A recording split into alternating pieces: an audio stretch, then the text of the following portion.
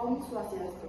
Assalamualaikum warahmatullahi wabarakatuh. Shalom Namo Buddhaya, salam sejahtera buat kita semua, dan salam harmoni.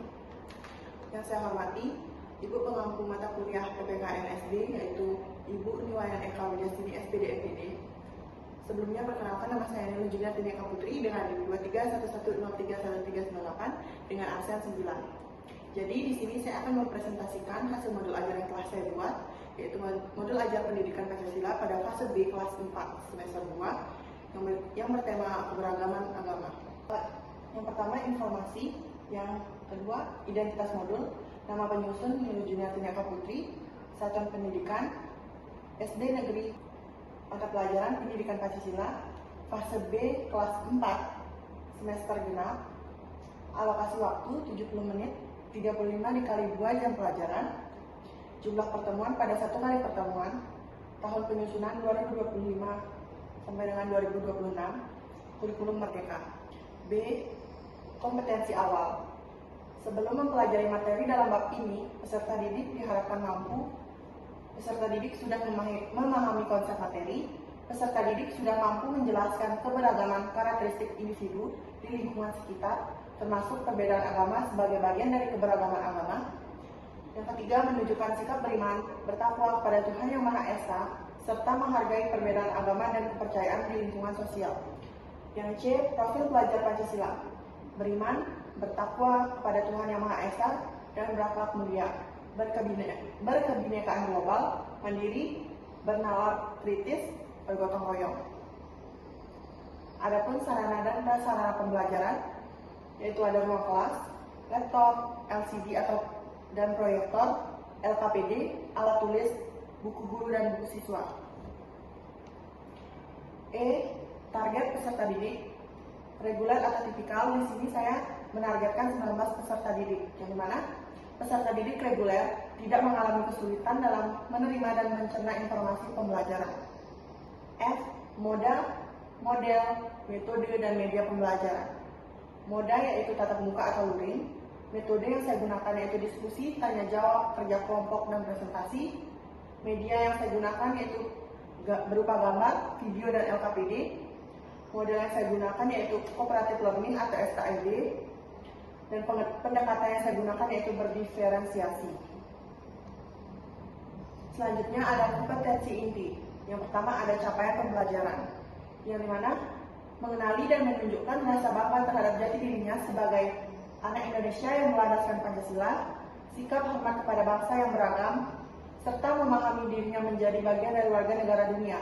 Peserta didik dapat menanggapi secara memadai terhadap kondisi dan keadaan yang ada di lingkungan dan menanggapi secara di lingkungan masyarakat untuk menghasilkan kondisi dan keadaan yang lebih baik. Peserta didik juga menerima adanya kebinekaan bangsa Indonesia baik dari segi suku, ras, bahasa, agama, dan kelompok sosial.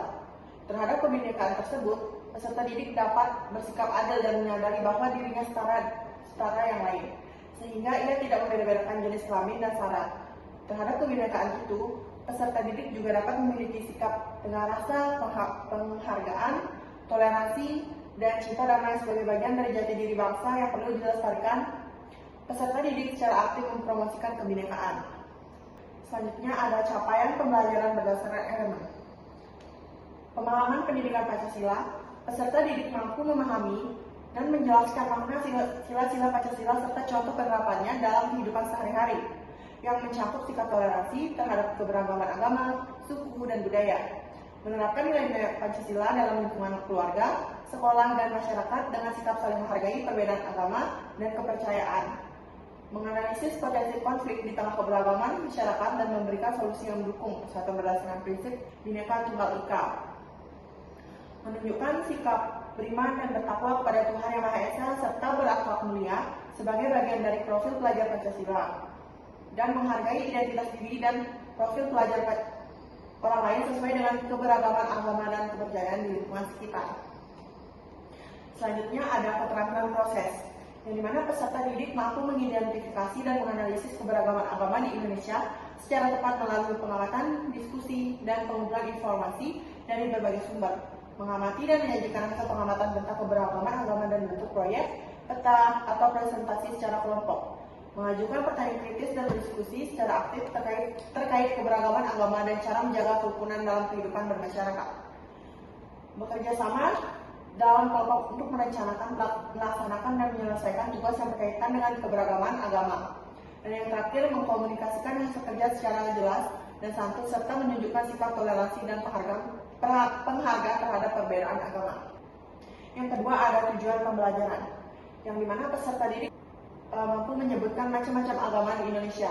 Peserta didik mampu menyebutkan tempat ibadah, kitab suci, dan hari besar keagamaan. Agama mengatur kehidupan manusia dan mengarahkannya kepada kebaikan bersama. Agama menjadi pedoman hidup dan mengatur tingkah laku penganutnya dalam kehidupan sehari-hari. Agama mendukung nilai-nilai luhur yang mengutamakan kebaikan. Pancasila sebagai dasar negara dan pedoman berbangsa dan bernegara mengatur tentang keberlangsungan hidup beragama. Sila pertama Pancasila berbunyi ketuhanan yang Maha Esa, memberikan jaminan kepada warga negara untuk memeluk agama dan melaksanakan ibadah sesuai dengan agama dan keyakinan. Di negara kita terdapat 6 agama yang secara resmi diakui oleh pemerintah, yaitu agama Islam, agama Kristen Protestan, agama Katolik, agama Hindu, agama Buddha, dan agama Konghucu. Yang ketiga, ada asesmen atau penilaian. Teknik penilaian. Teknik penilaian sikap atau afektif, yaitu observasi dan pengamatan. Penilaian pengetahuan atau kognitif, yaitu tes lisan, diskusi, dan tanya jawab. Penilaian keterampilan atau psikomotorik, yaitu unjuk kerja. Untuk asesmen, sikap, yaitu rubrik penilaian sikap, keterampilan, rubrik penilaian keterampilan, dan pengetahuan pilihan ganda. Keempat, ada pemahaman bermakna. Setelah peserta didik mempelajari tentang macam-macam agama, hari besar agama, dan kitab suci agama siswa akan memiliki toleransi antar umat beragama dan mampu menghormati dan menghargai kepercayaan orang lain.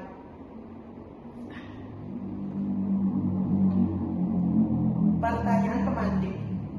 Peserta didik diberikan pertanyaan pemantik berupa: yang pertama, peringatan hari keagamaan apa yang menarik menurutmu? Yang kedua, apakah kalian mengetahui apa saja agama yang diakui di Indonesia?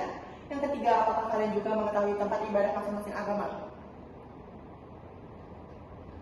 Yang keenam, kegiatan pembelajaran.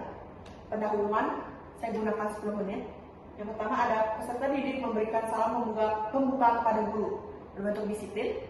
Yang kedua, peserta didik berdoa bersama sebelum memulai pembelajaran dengan dipandu oleh ketua kelas berbentuk religius.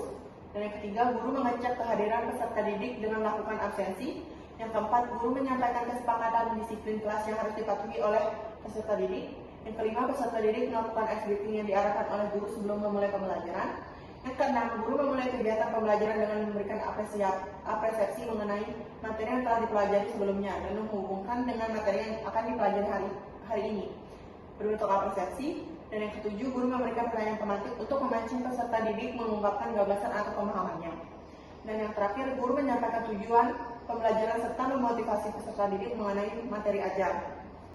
Kegiatan yang kedua, guru menyampaikan motivasi atau cerita singkat yang relevan dan menarik berupa kutipan inspiratif, pertanyaan pemantik atau kisah nyata. Seperti contoh, pernahkah kalian melihat teman kalian merayakan hari raya yang berbeda dari kalian? Kira-kira apa rasanya kalau hari raya kita tidak dihargai oleh orang lain? Yang ketiga, guru memberikan video pembelajaran cerita yang berkaitan dengan keberagaman agama yang berjudul Keberagaman Agama di Indonesia berbentuk di YouTube seperti di papan. Yang keempat, peserta didik menyimak video yang dibagikan oleh guru. Dan yang kelima, guru memberikan gambaran bahwa peserta didik akan belajar bersama dalam tim. Tahap kedua, ada menyajikan informasi. Yang keenam, guru menjelaskan materi secara interaktif, menjelaskan bahwa Indonesia memiliki 6 agama yang diakui secara resmi, yaitu Islam, Kristen, Katolik, Hindu, dan Buddha, dan Konghucu. Yang ketujuh, guru menggunakan media atau bahan ajar seperti gambar, video, dan teks yang menggambarkan keberagaman agama di Indonesia untuk memperkuat pemahaman peserta didik, seperti gambar di papan. Yang kedelapan, guru mengajak peserta didik mengamati dan memahami informasi yang disampaikan, misalnya dengan tanya jawab atau diskusi singkat untuk memastikan siswa menangkap inti materi. Yang kesembilan, peserta didik mendengarkan, mencatat, dan aktif bertanya atau memberikan tanggapan terkait keberagaman agama yang dijelaskan oleh guru. Tahap ketiga yaitu mengorganisasikan siswa ke dalam kelompok-kelompok belajar. Guru menjelaskan kepada peserta didik bagaimana cara pembentukan kelompok belajar yang heterogen, yaitu dengan mempertimbangkan perbedaan kemampuan, jenis kelamin, suku, dan latar belakang agama agar kelompok menjadi beragam dan seimbang. Yang ke-11, guru membantu peserta didik melakukan transisi masuk ke dalam kelompok secara efisien dan memastikan setiap anggota memahami peran dan tanggung jawab dalam kelompok. 12. Guru menekankan pentingnya kerjasama saling membantu dan bertanggung jawab secara individu untuk mencapai tujuan kelompok tanpa ada anggota yang hanya mengandalkan teman, menghindari free rider. 13. Guru menginformasikan bahwa tugas kelompok berkaitan dengan materi keberagaman agama dan setiap anggota harus aktif berpartisipasi dalam diskusi dan penyelesaian tugas. Tahap keempat, membimbing kelompok bekerja dan belajar. 14. Guru mengawasi dan membimbing setiap kelompok saat mereka berdiskusi dan mengerjakan tugas terkait keberagaman agama. 15. Guru memberikan bantuan klasifikasi atau penjelasan sama jika ada anggota kelompok yang mengalami kesulitan memahami materi. 16. Guru mendorong peserta didik untuk aktif berpartisipasi, saling membantu, dan berdiskusi secara efektif dalam kelompok. 17. Guru memastikan setiap anggota kelompok berkontribusi dan memahami tugas sehingga tidak ada yang hanya bergantung pada teman. 18. Guru memantau proses kerja kelompok agar tetap fokus pada tujuan pembelajaran dan mengelola dinamika kelompok dengan baik. Tahap kelima, evaluasi. 19. Setiap kelompok mengumpulkan dan menyusun garis besar hasil diskusi tentang keberagaman agama yang telah mereka kerjakan. Kelompok mempresentasikan hasil diskusi atau penyelesaian tugas mereka di depan kelas secara bergiliran. 21. Peserta didik yang lain menyimak dan memberikan tanggapan atau pertanyaan terhadap presentasi kelompok sebagai bentuk interaksi dan penguatan pemahaman. 22. Guru memfasilitasi sesi tanya jawab untuk memperdalam pemahaman peserta didik dan menguatkan pengalaman belajar terkait keberagaman agama. Tahap 6. Memberikan penghargaan. 23. Guru mengumumkan hasil pencapaian individu dan kelompok setelah evaluasi pembelajaran. 24. Guru memberikan penghargaan atau reward kepada peserta didik dan kelompok yang menunjukkan prestasi baik, usaha maksimal, serta sikap saling menghormati keberagaman agama di kelas. 25. Penghargaan bisa berupa pujian, sertifikat, atau hadiah sederhana yang memotivasi peserta didik untuk terus belajar dan menjaga toleransi antar teman. 26. Guru menekankan nilai-nilai penghargaan keberagaman agama sebagai bagian dan sikap menghormati dan kerjasama dalam kelompok. 27. Refleksi singkat bersama peserta didik mengenai pentingnya menghargai perbedaan agama dan kontribusi setiap anggota kelompok dalam pembelajaran. Penutup yang saya gunakan yaitu 10 menit. 1. Guru mengajak peserta didik untuk membuat kesimpulan terkait apa yang sudah dipelajari. Yang kedua, guru melakukan evaluasi kepada peserta didik untuk menilai pemahaman dan perkembangan belajar mereka. Ketiga, guru memberikan kesempatan kepada peserta didik untuk merefleksikan pembelajaran hari ini dengan pertanyaan, bagaimana anak-anak pembelajaran hari ini senang belajar bersama ibu. Yang keempat, guru menjelaskan rencana tindak lanjut peserta didik dapat mempelajari materi selanjutnya. Yang kelima, kegiatan pembelajaran diakhiri dengan doa bersama dipimpin oleh ketua kelas 4. Yang keenam, guru mengucapkan salam penutup berbentuk religius. Yang ketujuh, remedial dan pengayaan. Remedial, peserta didik yang belum menguasai materi atau belum mencapai ketuntasan belajar akan dijelaskan kembali oleh guru. Guru melakukan penilaian kembali dengan soal sejenis.